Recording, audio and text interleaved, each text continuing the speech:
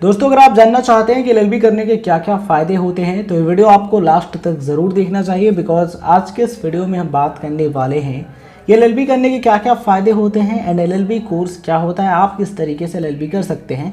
ये सारी चीज़ें इस वीडियो में हम डिस्कस करने वाले हैं। तो चलिए दोस्तों, सबसे पहले बात करते हैं एलएलबी कोर्स के बारे में। दोस्तों एलएलबी इसका फुल फॉर्म होता है बैचलर ऑफ लेजिस्लेटिव लॉ।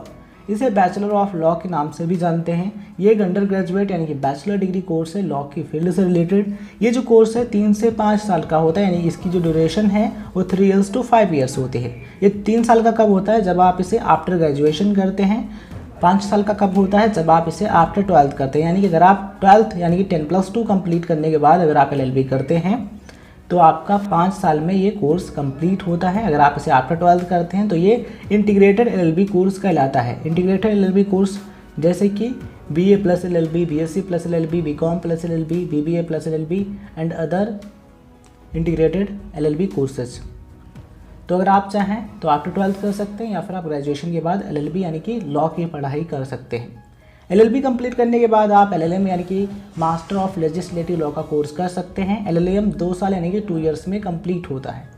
तो चलिए दोस्तों, जानते हैं कि एलएलबी करने के क्या क्या फ़ायदे होते हैं। दोस्तों सबसे बड़ा फ़ायदा ये होता है कि आपको कानून का नॉलेज मिल जाता है, यानी कि लॉ की फील्ड का जो नॉलेज है वो आपको मिल जाता है। उस नॉलेज का यूज़ करके आप बहुत सारा पैसा भी कमा सकते हैं एंड बहुत सारी प्रॉब्लम्स को सॉल्व कर सकते हैं, यानी कि बहुत सारी समस्याओं का समाधान निकाल सकते हैं। तो लॉ की फील्ड का सबसे बड़ा फ़ायदा ये है। इसके अलावा आप बहुत अच्छी जॉब भी कर सकते हैं, यानी कि बहुत अच्छे पद पर आपको नौकरी भी मिल सकती है। तो आइए जानते हैं दोस्तों कौन कौन से जॉब्स आपको मिल सकते हैं आफ्टर कंप्लीटिंग एलएलबी। दोस्तों आप किसी कंपनी में लीगल एडवाइज़र के तौर पर काम कर सकते हैं। वो कंपनी चाहे प्राइवेट हो या फिर गवर्नमेंट हो, आप उसमें जॉब कर सकते हैं। हर किसी कंपनी को एक लीगल एडवाइज़र की ज़रूरत होती है। लीगल एडवाइज़र क्या करता है, कंपनी को लीगल एडवाइस देता है, जो मामले होते हैं उनमें उनकी हेल्प करता है। नेक्स्ट, इसके अलावा एनजीओज यानी कि जो नॉन गवर्नमेंटल ऑर्गेनाइजेशंस होते हैं उनमें भी आपको लीगल एडवाइज़र के तौर पर जॉब मिल सकती है, आप जॉब कर सकते हैं। दोस्तों अगर आप चाहें तो लीगल एडवाइज़र के तौर पर आप खुद की एक लीगल कंसल्टेंसी सर्विस की शुरुआत कर सकते हैं एंड आप अपने क्लाइंट्स को कानूनी सलाह यानी कि लॉ एडवाइस प्रदान कर सकते हैं। इसके अलावा दोस्तों अगर आपने एलएलबी की पढ़ाई कंप्लीट कर ली है तो आप किसी न्यायालय में यानी किसी कोर्ट में जज एंड मजिस्ट्रेट के तौर पर भी काम कर सकते हैं। जज एंड मजिस्ट्रेट बनने के लिए आपको क्या करना होगा, आपको जज एंड मजिस्ट्रेट का जो एंट्रेंस एग्ज़ाम होता है यानी कि जो प्रवेश परीक्षा होती है उसको क्लियर करना होता है। इसके अलावा दोस्तों ग्रेजुएशन के लेवल पर जो एग्ज़ाम्स होते हैं, जो सरकारी नौकरी के लिए जो एग्ज़ाम्स कंडक्ट कराया चाहते हैं, आप उनके लिए भी अप्लाई कर सकते हैं एंड गवर्नमेंट जॉब भी प्राप्त कर सकते हैं। Next, politics. दोस्तों अगर आपने एलएलबी की पढ़ाई कंप्लीट कर ली है तो आप राजनीति की फील्ड में भी जा सकते हैं। अलग अलग जो राजनीतिक पार्टियां होती हैं यानी कि जो पॉलिटिकल पार्टीज़ होती हैं उनमें एक कानूनी सलाहकार यानी कि लीगल एडवाइज़र की ज़रूरत पड़ती है। ऐसे में आपको जो पॉलिटिकल पार्टीज़ हैं उनमें आपको लीगल एडवाइज़र के तौर पर काम मिल सकता है। आप लीगल एडवाइज़र के पद पर नौकरी कर सकते हैं। Next, legal researcher.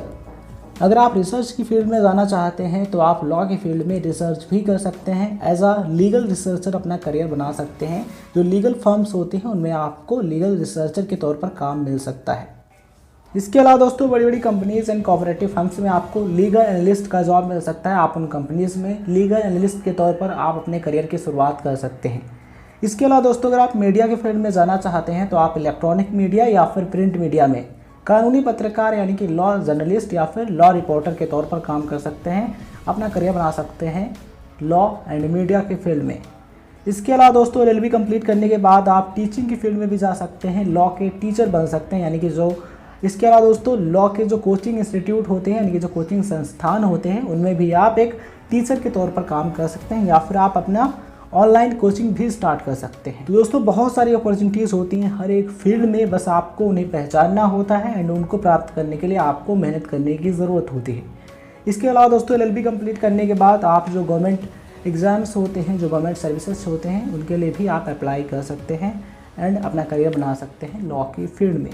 दोस्तों ये चीज़ आप ध्यान में ज़रूर रखिए कि हर एक फील्ड में अपॉर्चुनिटीज़ होती हैं, बस आपको उन्हें पहचानना है, उनको ढूंढना है एंड पहचानने के बाद उनको प्राप्त करने के लिए मेहनत करनी है। ये वीडियो जानकारी है इसीलिए कमेंट बॉक्स में लिखकर ज़रूर बताइए। ये वीडियो आपको पसंद आया हो तो इस वीडियो को लाइक कीजिए एंड शेयर कीजिए।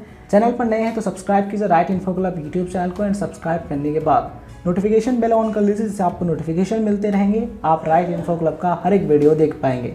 Thanks for watching.